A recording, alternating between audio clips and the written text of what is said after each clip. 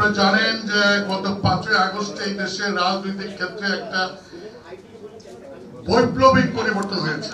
ছাত্র জনতার গণ আন্দোলনে স্বৈরাচারী সরকারের পতন হয়েছে এবং এই পতনের সাথে সাথে এই দেশের মানুষের যে চাহিদা, রাজনৈতিক ক্ষেত্রে যে মানসিক পরিবর্তন, সেই পরিবর্তনকে কেন্দ্র করে ছাত্র জনতার গণ অভ্যুত্থানের যে স্পিরিট, সেই স্পিরিটকে সামনে রেখে এই দেশের রাজনীতি থেকে গুণগত পরিবর্তন আনার জন্য, সাংগঠনিক ক্ষেত্রে সংস্কার করার জন্য এবং এই দেশের মানুষের কাছে পৌঁছবার জন্য সবচেয়ে সক্রিয় হলো তরুণ সমাজ।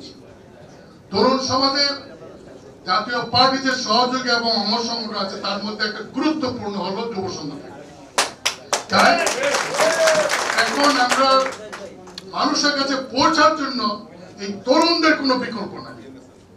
সেই জন্য আমাদের জাতীয় পার্টির চেয়ারম্যানের বক্তব্য, জাতীয় পার্টির আদর্শ, মোহাম্মদ এরশাদের আদর্শকে জনগণের কাছে নিয়ে যাওয়ার জন্য যুব সমিতি শুধু ভ্যানগার্ড না, তারা মানুষের কাছে এই বার্তাগুলি পৌঁছে দিবে, সেই লক্ষ্যে আজকে আমাদের চেয়ারম্যান আপনাদেরকে ডেকেছেন।